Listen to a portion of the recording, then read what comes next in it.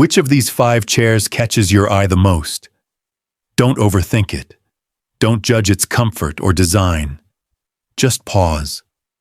Look, and let your intuition decide. This isn't just a test. It's a doorway into a part of you that you rarely explore. Carl Jung believed that even our smallest choices are mirrors of our inner world. The archetypes that live within us, the unspoken desires we hide, the wounds we carry.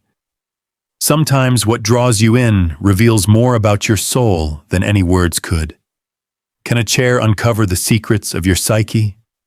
Can it reflect your shadows, your search for refuge, or your deep desire for connection?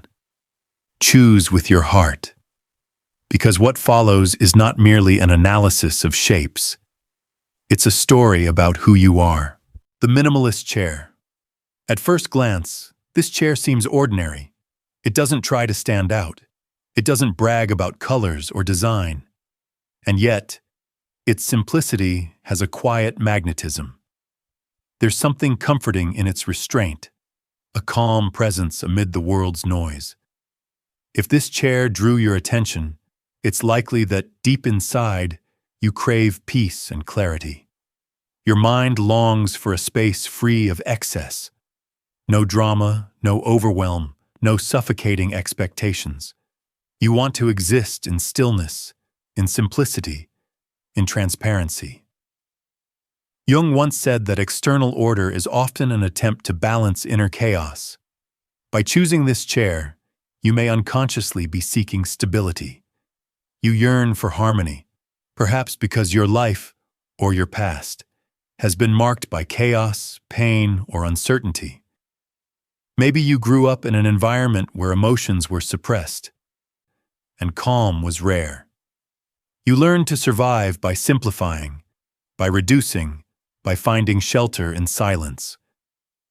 This chair, archetypally, represents the hermit, the contemplator.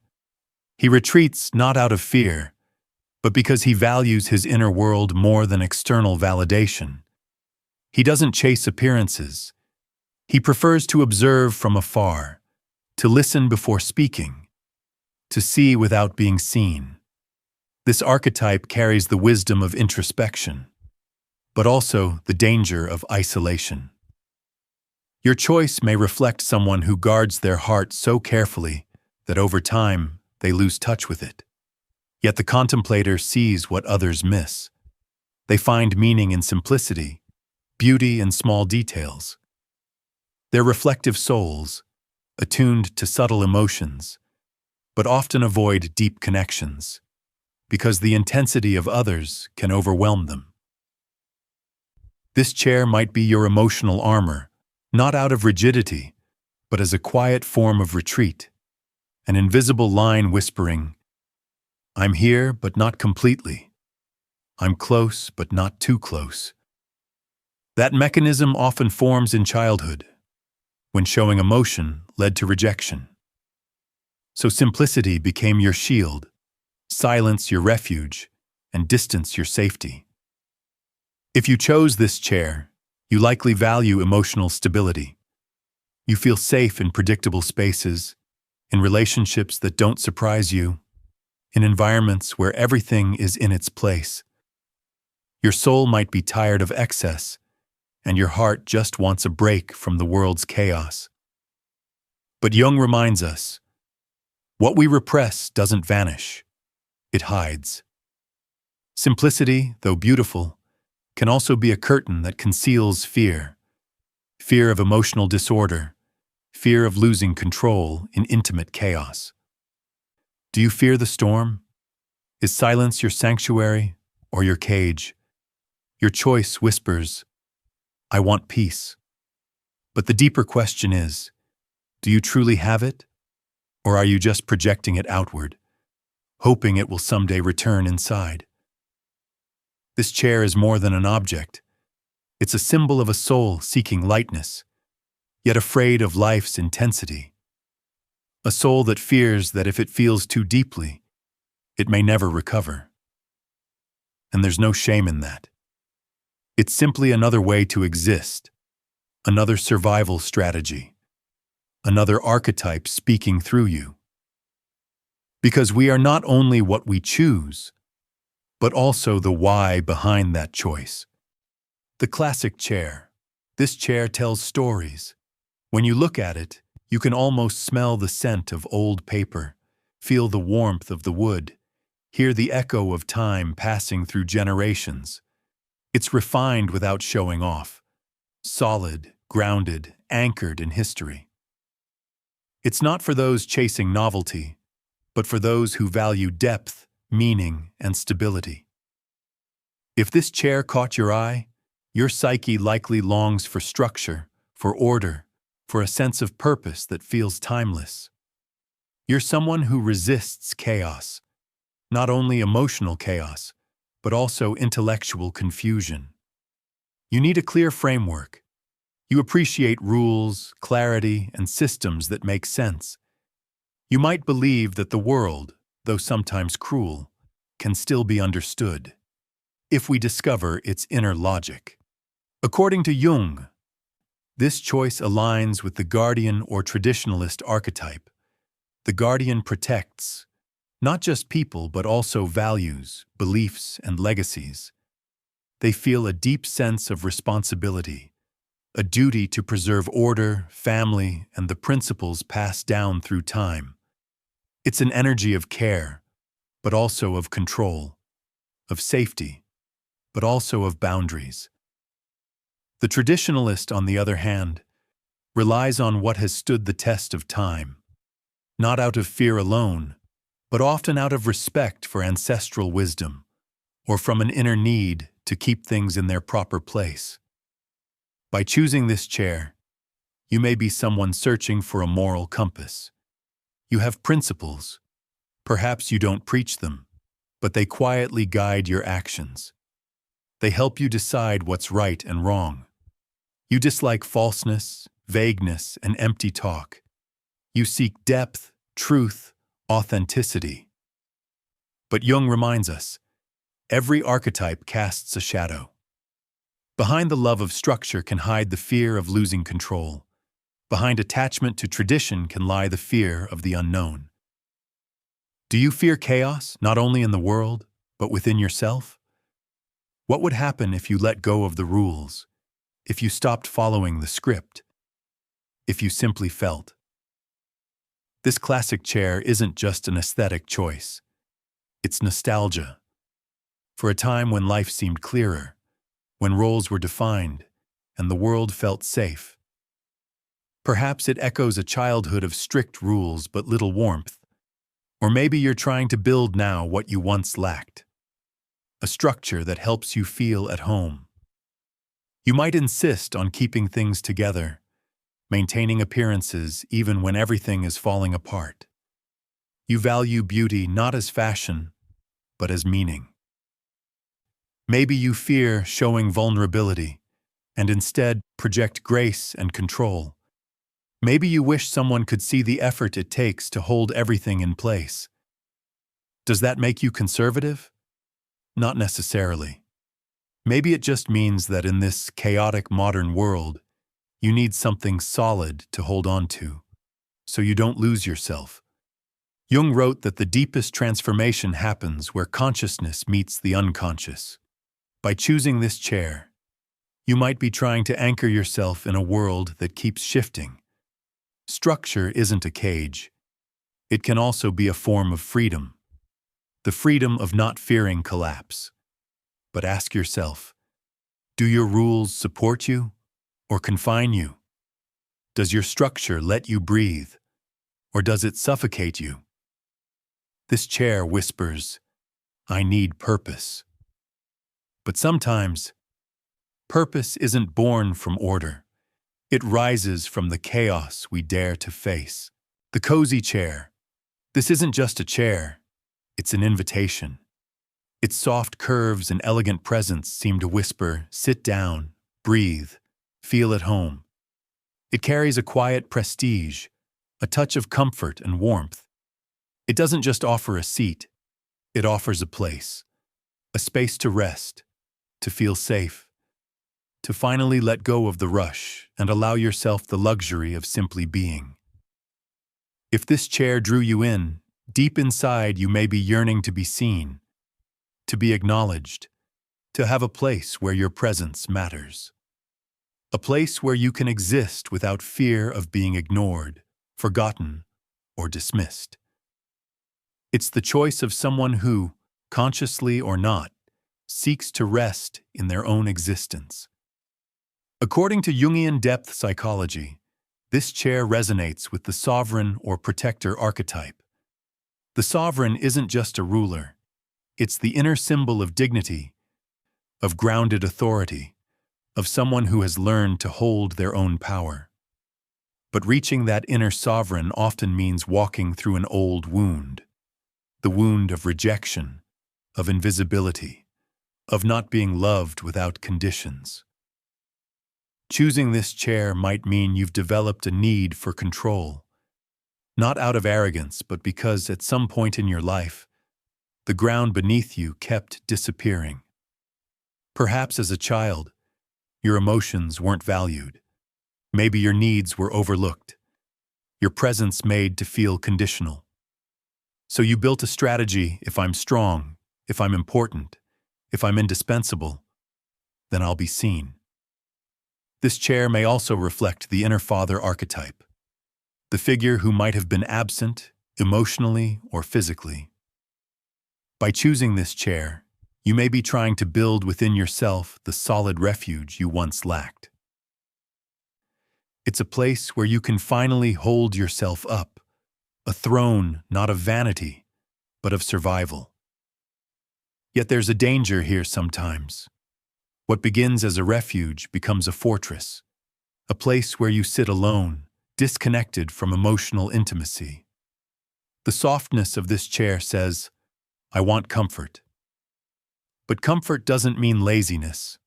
Often it's a response to exhaustion, the soul's way of saying, "I've carried too much for too long." Those drawn to comfort often bear hidden fatigue, mental, emotional, existential. They crave a place where they don't have to pretend, where everything feels right, where they can finally breathe. Yet even a cozy chair can become a disguise, a beautiful facade built by the ego to hide vulnerability. Because if you must always be strong, always capable, always in control, when do you get to be human? When do you cry? When do you allow yourself to be held instead of holding everyone else? Jung taught that our shadow often appears in what we overemphasize. So if you surround yourself with symbols of power and comfort, it's worth asking, what am I compensating for? Does your desire for recognition come from a deep sense of insufficiency? Are your needs truly met, or just dressed in elegance? This chair might also symbolize your need to control your space, your environment, your emotions, your narrative. You decide who sits beside you, when, and how close. And while that can feel empowering, it can also become isolating. Do you fear letting go? Can you allow yourself to step down from the throne and still feel worthy? Because the true self, Jung said, is not revealed through control, but through the conscious act of surrender. If this chair calls to you, it might mean your soul seeks not just comfort, but acceptance. Not just power, but presence. Not to be admired, but to be understood. This chair whispers, "I want my place." But sometimes, that place isn't outside. Sometimes it's wherever someone truly sees you, even when you're not sitting on a throne. The expressive chair. This chair doesn't go unnoticed. It speaks through color, texture, and design, as if declaring, "Look at me, I'm alive, I'm different." It refuses to blend in or fade into the background. It's a statement, maybe even a cry of individuality. If this chair caught your attention, you're probably someone who rejects monotony. Inside you lives a curious, spontaneous inner child, a free spirit that refuses to be boxed in by rules. Or perhaps it's more than that. A creator who sees the world differently, more vividly, more deeply, more soulfully.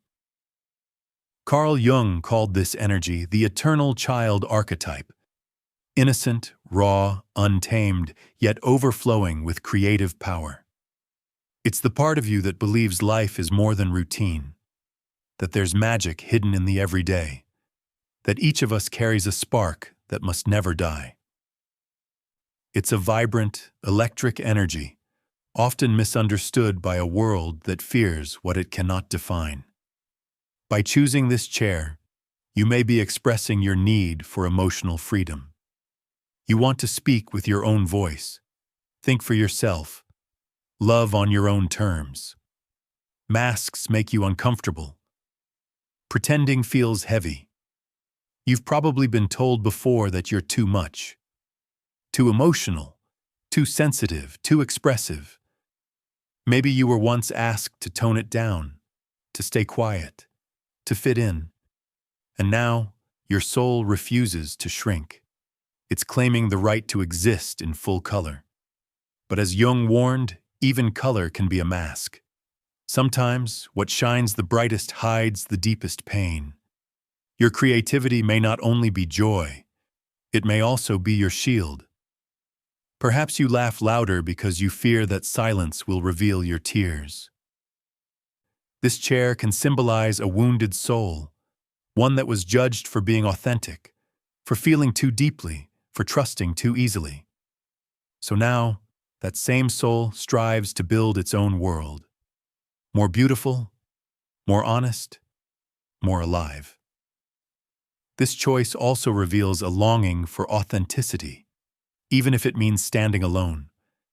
Because not everyone understands those who swim against the current, who speak in symbols, not cliches. But you know, a soul silenced too long begins to wither. Creativity, for you, isn't just art, it's medicine. It's your refuge. It's how you survive in a world that keeps trying to turn people into copies of themselves. Jung wrote that connecting with the eternal child is essential in the journey of individuation, because it reminds us who we were before we learned to hide, before the world told us who to be. By choosing a colorful, expressive chair, you're not just remembering your true self, you're reclaiming it. But ask yourself, is your freedom complete? Do you fear that someone might take it away? Does your expression come from self-love or from the need to be seen? This chair says, I want to be myself. But remember, you can also be yourself in silence, in sadness, in confusion. Are you willing to explore not only your colors, but also your shadows? Maybe you're a soul that needs not just space to create, but a place to be accepted. Not always radiant, sometimes lost, sometimes quiet, but always real. The resistant chair. This chair doesn't try to charm you. It doesn't seduce with color or comfort. Its austerity says everything. I'm solid, unbreakable. Made of wood and metal, it radiates strength, distance, and protection. It's not a seat for the fragile. It's a fortress. A wall built to keep the world out. If this is the chair you chose, your psyche may be speaking of endurance. You've learned how to set boundaries, not only with others, but also with yourself. Your emotional world isn't an open field. It's a citadel, a survival strategy.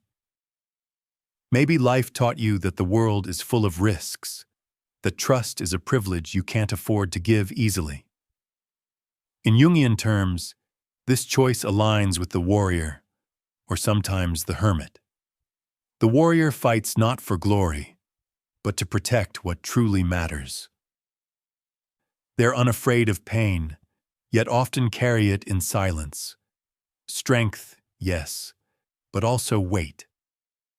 The hermit withdraws from the crowd, either by choice or necessity, searching in solitude for a place to heal and reflect. This archetype doesn't trust easily, because life has shown that opening up can hurt. Choosing a chair like this may reveal that you've lived too much, seen too much, to trust blindly again. Your outer skin has hardened, but beneath it, there may be an old wound still unhealed. Perhaps you learned to lock your emotions away, to close your heart just to keep moving. Maybe your story carries an absence, someone or something that never fully healed. But your toughness also reflects minimalism, a return to the essential. You reject pretense, empty words, superficial bonds. You don't need luxury to feel whole. You need truth, authenticity, and safety. Jung noted that the warrior archetype often hides behind a defense mechanism that can lead to isolation. You protect yourself so you won't be hurt. But sometimes that protection becomes a prison. You might avoid intimacy because vulnerability feels like surrender. You might push people away, even while your soul aches for connection. Can you open the gates of your fortress? Just a little. Can you take off the armor, even for a moment? Can you allow yourself to be vulnerable, knowing it might hurt, but that it's the only way to truly feel alive? This chair says, I'm ready to endure. But remember, sometimes the greatest courage is allowing yourself to be soft. Your choice reveals a soul that doesn't break easily, that relies only on itself, yet quietly longs to be understood. And that understanding can only come when you dare to show your truth. Carl Jung wrote that real strength lies not in hardness, but in transformation, in the ability to embrace your full complexity, your shadow and your light, your power and your pain, your solitude and your need for connection. This chair is a declaration of survival, but also an invitation. A call to walk a new path, one where toughness meets tenderness, where you can be both warrior and beloved, where the armor protects, but no longer imprisons. Choosing one of these chairs is not a trivial act. It's the voice of your unconscious speaking through symbols. Even the simplest shapes, colors, and textures carry stories. Stories about your desires, fears, needs, and hidden wounds. What you choose reveals a fragment of your soul, often unseen, yet deeply real. There's no right or wrong choice here. Each path is part of your journey toward wholeness. To look with the eyes of the soul is to realize that every symbol, every object that draws your gaze, has the power to guide you toward a deeper understanding of who you are and of the world you carry within. Because, as Carl Jung once said, until you make the unconscious conscious, it will direct your life, and you will call it fate. So listen closely to the chair you chose, to the silence it evokes, to the story it's telling about you. Maybe it's not just a chair. Maybe it's a reflection, a mirror that quietly reveals the part of your soul that's been waiting to be seen.